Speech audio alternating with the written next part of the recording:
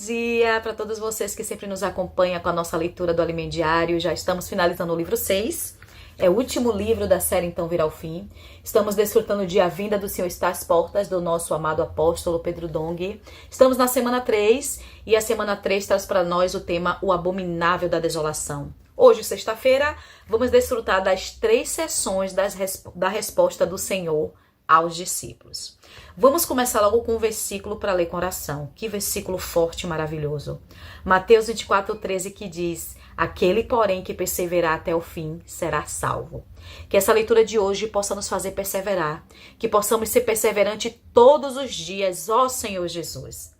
Quando nós começamos a ler Mateus 24, vemos ali que o Senhor Jesus, quando ele se retirou do templo e ele subiu com seus discípulos para os Montes das Oliveiras, ele olhou pela última vez para a sua cidade tão amada, Jerusalém, a cidade que o Senhor amava, mas que o rejeitou. Então os discípulos lhe perguntaram, né, Senhor, quando é que sucederão essas coisas?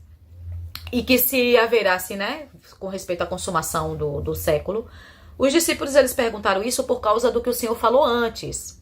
Quando eles foram todos empolgados ali mostrar ao Senhor aquelas grandes pedras, né? Quando Herodes ali estava fazendo a reconstrução do templo. E ali aquelas pedras tão bonitas, grandes, aí eles foram lá mostrar ao Senhor. Ó, Senhor, não é bonito? O Senhor falou, vocês não estão vendo tudo isso? Pois eu digo para vocês que não ficará pedra sobre pedra que não seja derribada. Então eles ficaram curiosos. E aí quando eles subiram ali nos Montes das Oliveiras, eles perguntaram ao Senhor, quando é que isso aconteceria? Que sinal é que eles teriam para saber que isso estava se cumprindo? O Senhor respondeu e a sua resposta acabou alcançando 2 capítulos do livro de Mateus. Capítulo 24 e capítulo 25.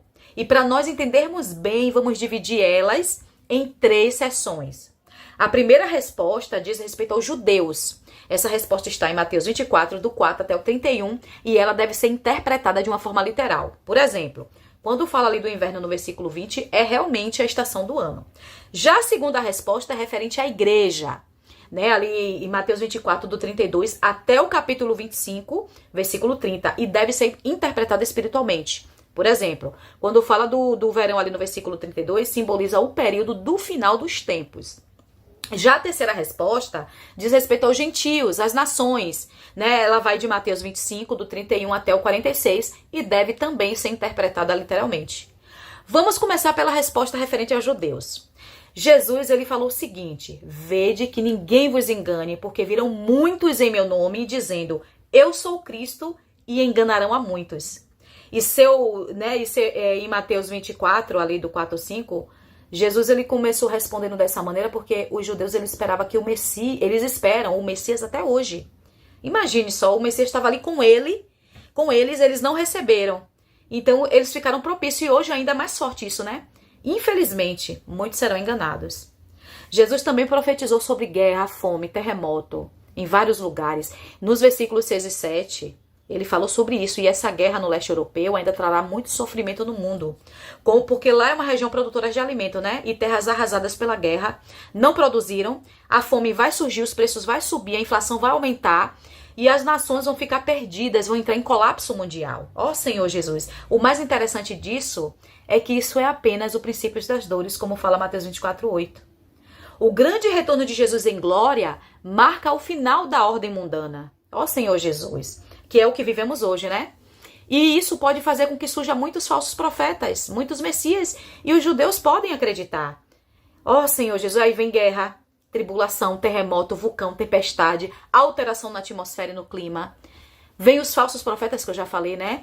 E a iniquidade vai se multiplicar, a maldade, a arrogância científica, lascívia, bestialidade, esfriamento do amor e das virtudes morais e éticas.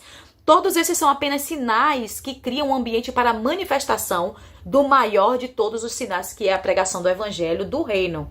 Porque ele precisa ser pregado até os confins da terra, porque aí virá o fim. Isso está na nota da King James atualizada.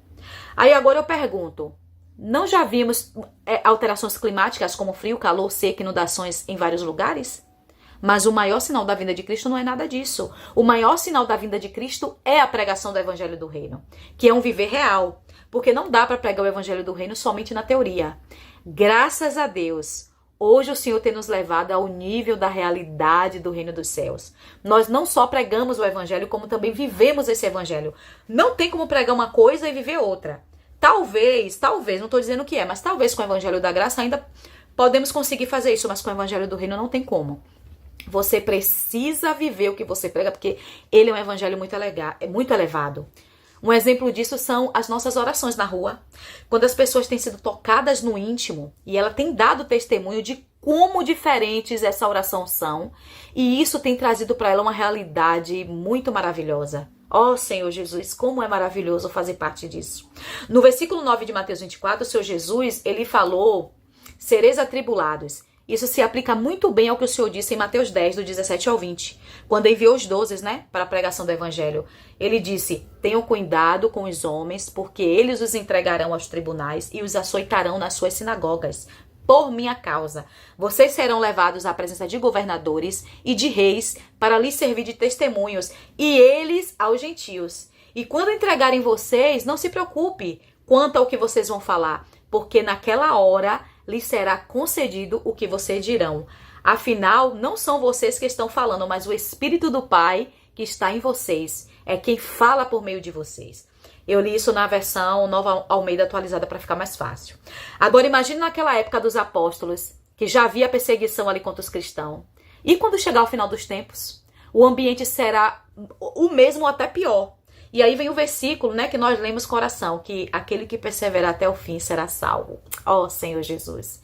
Cada um de nós está incluído na pregação do Evangelho do Reino, porque somos a geração que irá trazer o Senhor de volta. Mesmo Mateus 24, 14, mesmo estando ali no contexto da profecia para os judeus, esse versículo não se restringe a eles, porque isso é uma tarefa da igreja. Alguns intérpretes da Bíblia até afirmaram no passado que esse versículo era exclusivamente para os judeus. Mas se o judeu não tem pregado o evangelho do reino, muito pelo contrário, é a igreja é quem vive a realidade do reino dos céus.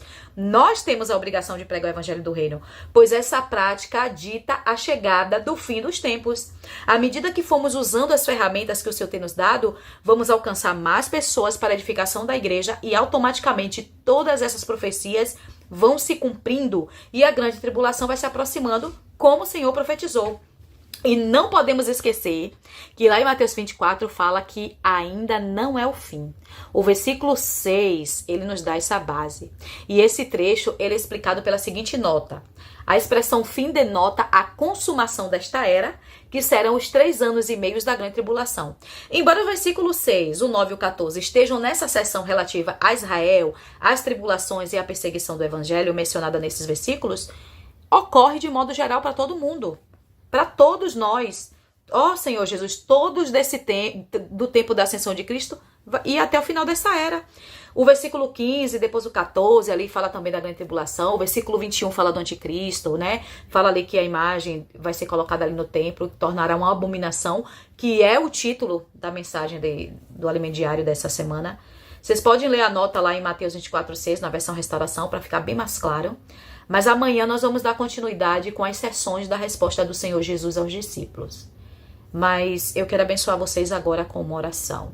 Ó Senhor Jesus, Senhor, é a igreja que vai levar o evangelho do reino. Nós estamos incumbidos de levar o teu evangelho. Por mais que Mateus 24:14 esteja ali no contexto dos judeus, porque os judeus, eles esperam o Messias, Senhor, até hoje. Enquanto nós estamos desfrutando do Espírito, o Espírito 7 vezes intensificado, os judeus ainda estão aguardando o Messias. E isso, Senhor, pode trazer muita tribulação para eles. Eles podem ser enganados por muitos falsos Messias. Que o Senhor possa aguardar o seu povo, Senhor. E que o Senhor também, nós como igreja, queremos honrar, queremos pregar o evangelho para que a tua volta, Senhor, seja apressada. Ó Senhor Jesus, Senhor, nós não queremos estar aqui na grande tribulação. Queremos estar nas bodas do Cordeiro reinando com o Senhor. Por isso nos ajuda, Senhor. Nos dá encargo, visão, amor pela palavra, amor pelas pessoas. Nos abençoa e abençoa cada pessoa que está nos ouvindo, cada irmão, aonde esse vídeo chegar. Que o Senhor possa nos alcançar. Em nome do Senhor Jesus. Amém.